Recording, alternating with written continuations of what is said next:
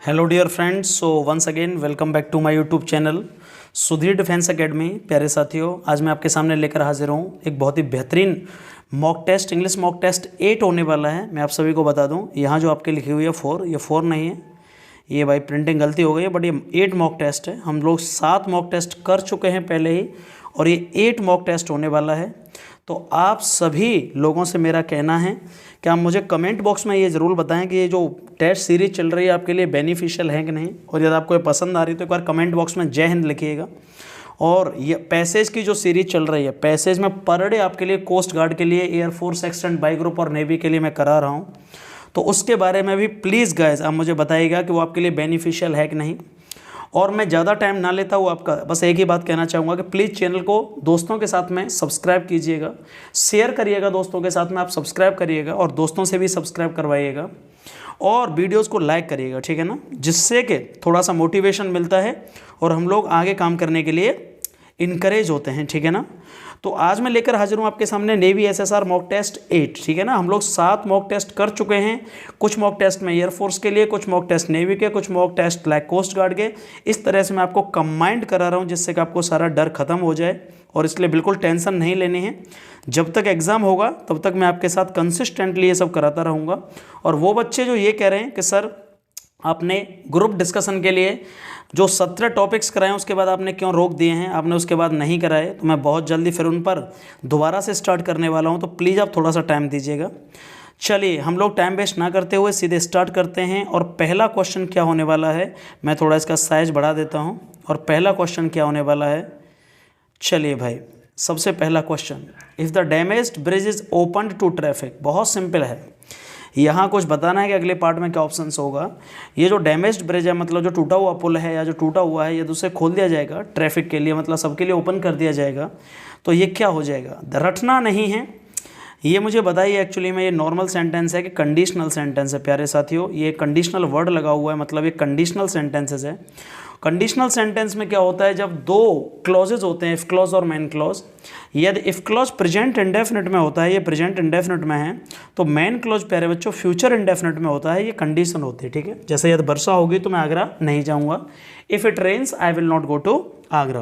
तो मेरे हिसाब से पहला ऑप्शन तो बिल्कुल नहीं हो सकता, मतलब कंडीशनल में मेन क्लॉज भी प्रेजेंट इंडेफिनिट में नहीं होगा, पास्ट इंडेफिनिट में भी नहीं होगा, और सर क्या होगा, तो इट शैल आएगी और इट विल आएगी, तो इट के साथ मेरे हिसाब से क्या आएगी, विल आएगी, और इसलिए पहले का सही आंसर क्या है, D is the right answer. Sir जब दो कंडीशनल वाक्य फ्यूचर में कंडीशन बनाएंगे, कोई भी कंडीशनल वाक्य, तो इफ़ क्लॉज होगा प्रेजेंट इंडेफिनिट, ये प्रेजेंट इंडेफिनिट है, ये प्रेजेंट इंडेफिनिट है, और सर अगला क्या होगा, ये फ्यूचर इंडेफिनिट में होगा, तो पहले का सही आंसर क्या है, D is the right answer. Okay, second question क्या होने वाला है, एवरी ईयर, हर साल, करोर्स ऑफ रुपीज़, बहुत सारे रुपए, बाई ड्रॉट, सूखे और आग में क्या हो जाते हैं, बर्बाद कर दिए जाते हैं, बर्बाद हो जाते हैं। तो ये बताइए, पैसे खुद बर्बाद होते हैं या किसी के द्वारा किए जाते हैं, मतलब सूखे और आग के द्वारा, मतलब जल जाते हैं। तो मुझे आप बताएंगे कि जब कोई काम किसी और के द्वारा किया जाए, मतलब जहाँ सब्जेक्ट ना हो बल्कि वो सब्जेक्ट यहाँ छुपा लिया गया हो, तो वो बातें एक्टिव होती हैं कि पैसिव होती हैं, वो पैसिव होती हैं। और पैसिव का मतलब होता है हेल्पिंग वर्ब प्लस के वर्ब की थर्ड फॉर्म, इसलिए सी ऑप्शन नहीं हो सकता। यहाँ डी ऑप्शन इसलिए नहीं होगा क्योंकि नॉर्मली प्रेजेंट इंडेफिनिट है। और सर बी क्यों नहीं होगा, क्योंकि प्रेजेंट इंडेफिनिट का पैसिव में आर और बीइंग नहीं आएगी, वो कंटिन्यूस के पैसिव में आती है। तो सही आंसर क्या होगा, A is the right answer. सही आंसर क्या है sir, A is the right answer. Okay, सही आंसर है सर ए, ठीक है ना। तो चलिए नेक्स्ट क्वेश्चन, आई होप आपको समझ में आया होगा। दूसरा क्वेश्चन का, करोर्स ऑफ रुपीज़, सर बहुत सारे करोड़ों रुपए बर्बाद हो जाते हैं सूखे और आग में, तो इसका सही आंसर मेरे हिसाब से प्यारे बच्चों क्या होगा, sir A is the right answer. ये पैसिव है, ठीक है ना, क्या होगा, A is the right answer. Sir तीसरा क्वेश्चन क्या है, the electrical part of the railway coaches, जो रेलवे के डब्बे होते हैं, कोचेज होते हैं, उनके जो इलेक्ट्रिकल पार्ट्स होते हैं, वो ये बताइए किसके द्वारा, मतलब किसके द्वारा सप्लाई किए जाते हैं। फिर से वही क्वेश्चन, जब कोई काम किसी और के द्वारा किया जाए प्यारे साथियों, जब कोई काम किसी और के द्वारा किया जाए तो वो एक्टिव होगा कि पैसिव होगा? वो पैसिव होगा। और पैसिव का मतलब होता है, पैसिव वॉइस का मतलब हेल्पिंग वर्ब और वर्ब की थर्ड फॉर्म, और ये प्रेजेंट इंडेफिनिट टेंस है और इसका पैसिव बनाएंगे तो ये इज एम आर प्लस के वर्ब की थर्ड फॉर्म यूज़ होगा। लेकिन यहाँ इलेक्ट्रिकल पार्ट्स एक से ज़्यादा हैं, इसलिए इज नहीं आ सकती, कैन भी नहीं आएगी, और सही आंसर क्या होगा? B is the right answer. सही आंसर क्या होगा? आई होप आपको समझ में आ रहा होगा। तीसरे क्वेश्चन का सही आंसर होगा B is the right answer. Okay, and sir fourth question क्या होने वाला है? ही वाज, ध्यान से देखिएगा, उसे पनिश्ड किया गया उसके मम्मी पापा के द्वारा इन सच, इस तरह से, किस मैनर में कि उसे अपने मम्मी पापा से ही घृणा हो गई। तो बताओ किस तरह से पीटा गया होगा? वो बहुत बुरी तरह से पीटा गया होगा। और ही वाज पनिश्ड, इसके बीच में क्या आएगा? ही वॉज ऑलवेज, ऑलवेज क्यों नहीं आ सकता? ऑलवेज हमेशा प्रेजेंट इंडेफिनिट में रूटीन को बताता है, इसलिए पास्ट इंडेफिनिट है। ही वाज मच पनिश्ड, उसे ज़्यादा मारा गया होगा, बिल्कुल ठीक है, ज़्यादा मारा गया, और इसलिए उसे अपने किस तरह से मारा गया? नॉर्मली, माइल्ड, हल्का मारा गया, या सिवियर मारा गया, बहुत ही गंभीर तरीके से मारा गया, मतलब बहुत ही बुरी तरीके से, और इसलिए उसे अपने मम्मी पापा से ही घृणा हो गई। तो सही आंसर मुझे बताइए क्या होने वाला है प्यारे साथियों? फोर्थ का सही आंसर है B is the right answer. He was much punished by his parents in such a severe manner. Okay, severe का मतलब होता है गंभीर, मतलब बुरी तरीके से, ठीक है ना। Question number 5, the train started moving fast, train ने चलना शुरू कर दिया था, बट वी मैनेज्ड, लेकिन हमने जैसे तैसे क्या किया? मैनेज के साथ में क्या आता है बताइए? मैनेज टू, मैनेज टू मतलब हमने व्यवस्था की, मतलब ये अरेंजमेंट किया, टू गेट इनटू, हमने इसमें अंदर चले गए, into and me in compartment at the back, और मुझे पीछे से क्या किया गया? कंपार्टमेंट में मुझे भी धकेल दिया गया, मतलब मुझे भी खींच लिया गया। तो फिफ्थ क्वेश्चन को ध्यान से देखिए, मैनेज्ड के साथ टू आएगा, इसलिए ये ऑप्शन भी नहीं हो सकता और ये भी नहीं हो सकता। पहली फिल इन द ब्लैंक्स में टू आएगा तो या तो ये होगा या ये होगा, और सही आंसर क्या होगा? Managed to get into it, ठीक है ना, यहाँ इट आ रही है, manage to get into it. यहाँ इसका मतलब है प्यारे साथियों, क्या बताइएगा इसका मतलब क्या होने वाला है? चलिए, इसका मतलब होने वाला प्यारे साथियों, यहाँ पे क्या आएगा? यहाँ पे आएगा, क्वेश्चन को देखिए एक बार दोबारा से, the train started fast but be managed to get into, तो मैनेज के साथ टू आएगा, और सही आंसर क्या होगा? फिफ्थ क्वेश्चन का जो सही आंसर होने वाला है वो होगा सर बी, और यहाँ क्या आएगी? Me into me of the compartment at the back, और मुझे कंपार्टमेंट के पीछे से, मतलब बैक से मैं बैठ गया, मतलब बैक से मुझे अंदर कर लिया गया। तो सही आंसर होगा B is the right answer. सही आंसर क्या है? B is the right answer. Okay, आगे बढ़ते हैं टाइम वेस्ट ना करते हुए। सर द 3 क्लासिक जो लैंग्वेजेस हैं वर्ल्ड की, वो क्या हैं? Sanskrit, Hebrew and Greek. तो यहाँ पे मुझे ये बताइए, द 3 क्लासिक लैंग्वेज, ये पूरा नाउन है और वर्ल्ड से इसका संबंध बताया जा रहा है कि संसार की जो 3 प्रमुख भाषाएं हैं वो ये हैं, संस्कृत, हेब्रू एंड ग्रीक। तो संबंध बताने के लिए हम इन लगाते हैं, टू लगाते हैं कि ऑफ लगाएंगे? O F, off is the right answer. सही आंसर क्या होगा? 6 का D is the right answer. सही आंसर क्या होगा? D is the right answer. I hope आपको समझ में आया होगा। 6 क्वेश्चन का सही आंसर होगा ओ एफ, और जो कि डी आंसर है। आगे बढ़ते हैं 7 क्वेश्चन। 7 क्वेश्चन बहुत अच्छा होने वाला है। सर ये वन वर्ड सब्सटीट्यूशन है in the wee hours of day. Wee hours कौन से होते हैं? ये वन वर्ड पूछा गया है कि इसका सही आंसर क्या होगा, तो मैं आपको बता दूं। वी आर्स का मतलब होता है प्रभात, मतलब वी आर्स का मतलब प्रातःकाल। पौ फटने से पहले, पौ फटने का मतलब सूरज निकलने से पहले, जैसे ही सूरज निकलता है आपने देखा होगा सुबह सुबह पीलापन छा जाता है, वो सूरज की रोशनी चारों तरफ फैल जाती है। तो दिन का वो समय या वो भाग क्या कहलाता है? जो सूरज के निकलने से पहले वाला, उसे हम क्या बोलते हैं? या जब सूरज निकलता है तो उसे मिडनाइट बोलते हैं? नहीं। उसे आफ्टरनून बोलते हैं? नहीं। या उसे नून बोलेंगे, डॉन बोलेंगे? एट डॉन का मतलब होता है, नहीं पता तो आपको बता दूं, सुप्रभात और प्रभात। सुबह सुबह जब पौ फटती है, मतलब सूरज की जो पौ बोलते हैं, सूरज की जो चमक है वो जब निकलती है इन्वायरमेंट और हमारे वातावरण में, तो पूरा पीलापन छा जाता है, बहुत ही अच्छा लगता है। और 7 क्वेश्चन का सही आंसर क्या होगा? A is the right answer. And 8th question क्या है? टू थ्रो मतलब फेंकना, डस्ट इनटू समवन्स आइज, किसी की आंखों में धूल फेंकना। आपने हिंदी में सुना होगा, आप मेरी आंखों में धूल क्यों झोंक रहे हैं? किसी की आंखों में धूल झोंकना मतलब किसी को गाली देना। गाली देना सही नहीं है, ये आंसर नहीं है। हर्ट मतलब चोट पहुंचाना नहीं। चीट का मतलब धोखा देना, टेरिफाई माने डराना। तो मेरे हिसाब से जो सही आंसर है, आंखों में धूल झोंकने का मतलब है धोखा देना। क्या देना? धोखा देना, ठीक है ना। आंखों में धूल झोंकने का मतलब है धोखा देना। आगे बढ़ते हैं, क्वेश्चन नंबर 9 क्या कहा जा रहा है यहाँ सर? ये सेंटेंस इंप्रूवमेंट है। 9वां क्वेश्चन ध्यान से देखिएगा। The box of chocolates are very expensive. यहाँ पूछा गया कि सर आर की जगह पर और सही क्या हो सकता है। मुझे पहले तो सबसे इंपॉर्टेंट एक बात बताइएगा, यहाँ बॉक्स से एक मेन सब्जेक्ट है जो कि सिंगुलर है। चॉकलेट्स क्या है? चॉकलेट्स एक, ये भी काउंटेबल नाउन है लेकिन ये प्लूरल है। लेकिन यहाँ असली बात किसकी की जा रही है? चॉकलेट्स की जा रही है कि बॉक्स की जा रही है? प्यारे साथियों, आपको नहीं पता हो तो मैं बता दूं, यहाँ मेन सब्जेक्ट है बॉक्स। क्या है? यहाँ मेन सब्जेक्ट बॉक्स है और इसलिए बॉक्स के अकॉर्डिंग जो वर्ब आएगी वो आर आएगी कि इज आएगी, जो कि सिंगुलर है बॉक्स। इसलिए यहाँ सही आंसर क्या होगा? A, C is the right answer. 9वें क्वेश्चन का सही आंसर क्या होगा? C is the right answer. And sir 10वां क्वेश्चन, आगे बढ़ते हैं। I have read this novel last year. बहुत ही अच्छा क्वेश्चन है। I have read this novel last year. Sir मैंने ये जो नोवेल है वो लास्ट ईयर पढ़ा। दुनिया का कोई भी वाक्य जिसमें पास्ट टाइम दिया जाएगा, पास्ट टाइम समझते हैं, मतलब कोई भी वाक्य जिसमें पास्ट टाइम होगा वो केवल और केवल पास्ट इंडेफिनिट में बनेगा और इसलिए यहाँ ये परफेक्ट होगा कि रीड आएगी। प्यारे साथियों, केवल रीड आएगी। 10th क्वेश्चन का सही आंसर होगा ए इज द राइट आंसर। दुनिया के किसी वाक्य में पास्ट टाइम दिया गया है तो याद रखिएगा वो क्या होगा? हमेशा पास्ट इंडेफिनिट में बनाया जाएगा और पास्ट इंडेफिनिट का मतलब है वर्ब की second form. Next question, Nehru's speech were always without preparation. उस चीज़ को क्या बोलते हैं जब कोई भी स्पीच आप देते हैं और बिना तैयारी के देते हैं? Without preparation.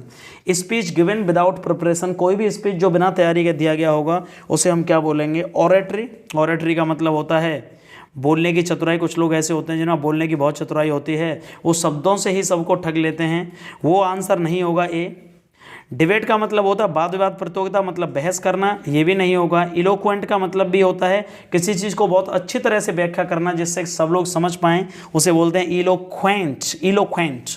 और एक्सटेम्पोर क्या होते हैं? एक ऐसा स्पीच जो आप पहली बार दे रहे हैं, बिना तैयारी के दे रहे हैं। Speech given without preparation. और सर दुनिया में जब पहली बार कोई स्पीच दिया जाता है उसे मैडन स्पीच बोलते हैं।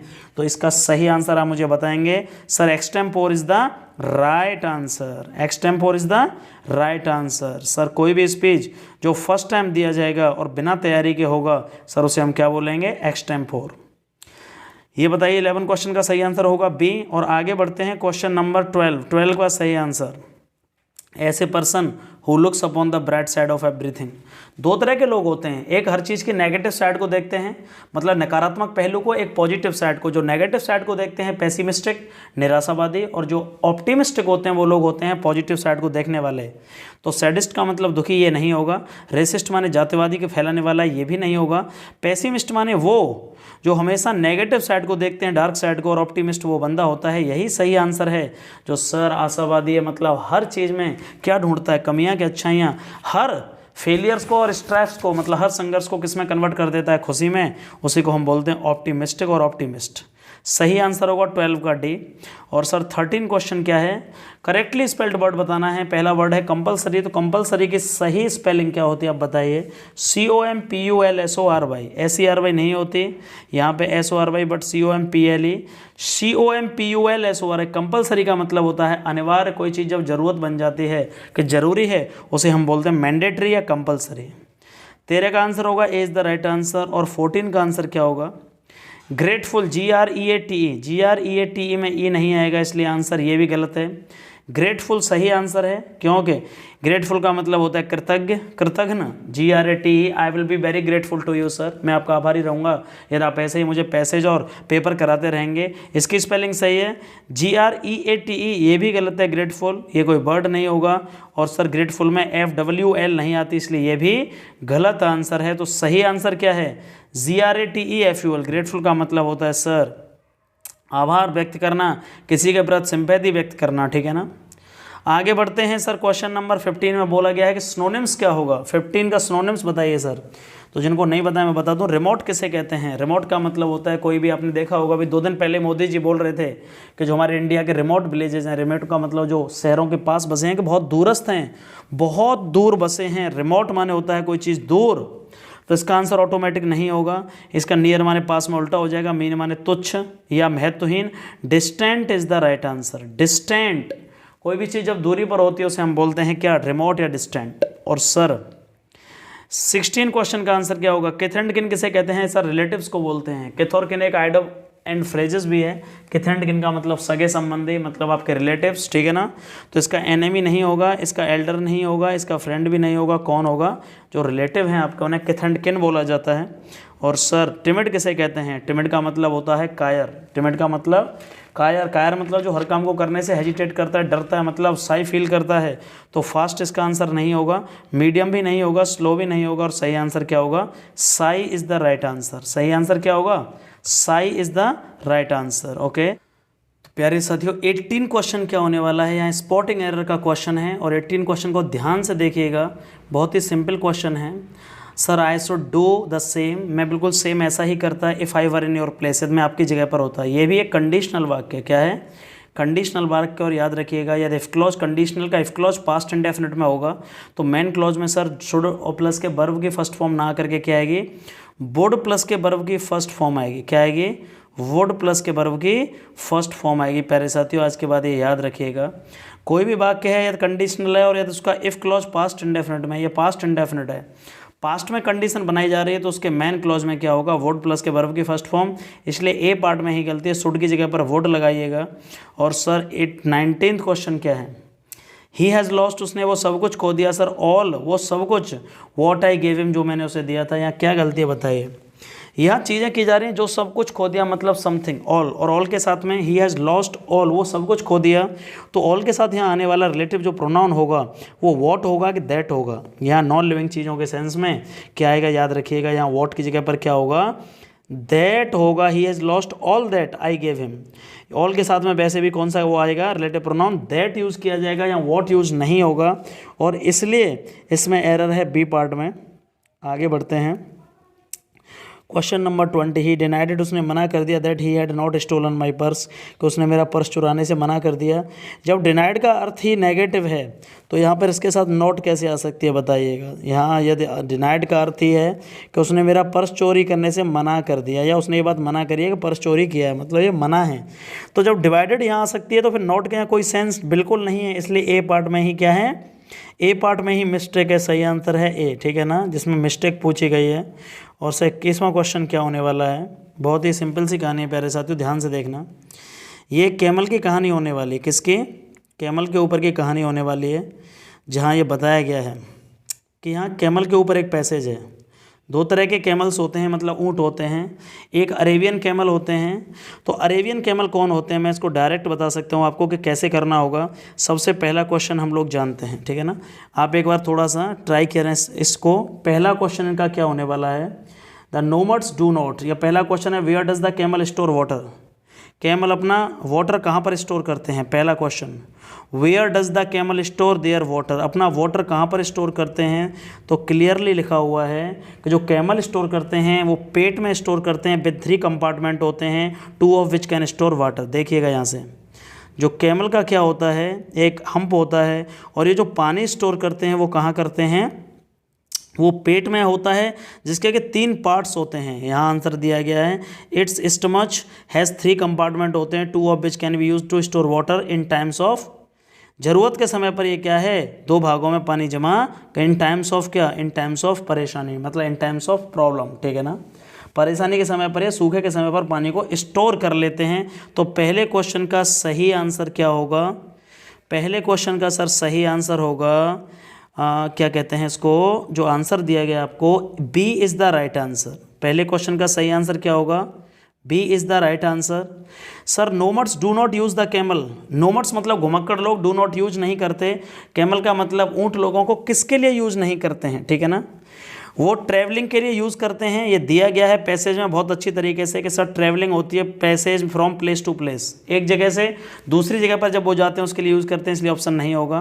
किस लिए यूज नहीं करते ये देख लेते हैं, मिल्क और मीट के लिए भी यूज़ किए जाते हैं, लेकिन सर वो कैमल को पानी स्टोर करने के लिए, specially for their house hold needs, घर की ज़रूरत के लिए सर पानी चाहिए, इसलिए वो कैमलों को क्या करते हैं, nomads do not use the camel, तो पानी स्टोर करने में उनका यूज नहीं करते हैं। घर के जो पानी की ज़रूरत है उसके लिए वो उनका यूज नहीं करते। तो पहले 22 का आंसर क्या होगा, सी इज़ द राइट आंसर। और आगे बढ़ते हैं, how does the Arabian camel differ from Bactrian camel.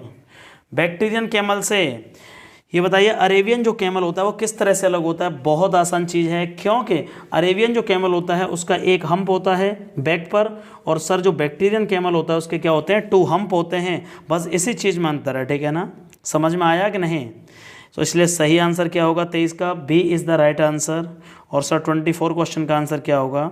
24 question क्या है सर, जो कैमल होता है वो रेगिस्तान का जहाज़ क्यों कहा जाता है, बताइएगा। मतलब क्यों कहा जाता है, क्योंकि sir it can travel long distance eight a stretch in, sir इसके फीट बहुत चौड़े होते हैं और इसलिए ये डेजर्ट में डूबता नहीं है, कि लॉन्ग डिस्टेंस ट्रेवल कर सकता है। सर एक लॉन्ग डिस्टेंस ट्रेवल कर सकता है in the desert at a stretch, बहुत जल्दी ही एक लंबी दूरी तय कर लेता है, क्योंकि सर रेत में बहुत तेज़ी से भाग लेता है, ठीक है ना। और सर 25वां क्वेश्चन क्या है, what is peculiar about a camel's nostril. एक कैमल्स की जो नोस्ट्रिल होती है, नथुना होता है, नथुना मतलब नाक का जो अगली हिस्सा होता है, वो बहुत अच्छी तरह से सूंघ सकता है। या वो कब यूज़ करते हैं इसका काम, कब करते हैं, जब भी कोई आंधी तूफान आता है, तो याद रखिए दे कैन बी क्लोज्ड, उनका बंद हो जाता है एट विल, अपनी इच्छा से, ड्यूरिंग अ सैंड स्टॉर्म, मतलब बहुत बड़े लेवल पर जब कोई अंधड़ आता है, आंधी का तूफान आता है या कोई धूल का तूफान होता है, तो इस टाइम पर इनका जो नथुना होता है जिससे कि उसमें नाक ना जाए, और वो पूरी तरह से उसे बंद कर लेते हैं। इसलिए सही आंसर क्या होगा, सी इज़ द राइट आंसर। तो कमेंट बॉक्स में प्लीज़ आप बताइएगा आज का आपको पेपर कैसा लगा, ठीक है ना। और ये सीरीज़ में कंसिस्टेंटली चलाता रहूँ या नहीं रहूँ, ठीक है ना। पैसेज भी आज अपलोड हो जाएगा, मॉक टेस्ट भी अपलोड हो जाएगा, कंसिस्टेंटली अपलोड होते रहेंगे संडे को छोड़ करके, Monday to Friday, Monday to Saturday. और कमेंट बॉक्स में ये ज़रूर बताया करें कि सर आपके मार्क्स कैसे आए और पेपर कैसा लगा। बाकी आपके प्यार और सपोर्ट के लिए थैंक यू सो मच। जय हिंद, जय भारत। सर मेरा सिलेक्शन सिर्फ आपकी वजह से हुआ है। तो सर मेरे अंदर कोई बहुत कमी थी। कुछ लोग जो आए मान रहे हैं कि सर ये सर में पहली होती होगा, ये हमारा जुड़ाव है दिल का एक्चुअली। भाई मैं सच बोल रहा हूँ, जो मेरा सिलेक्शन हुआ है केवल सर की वजह से हुआ है।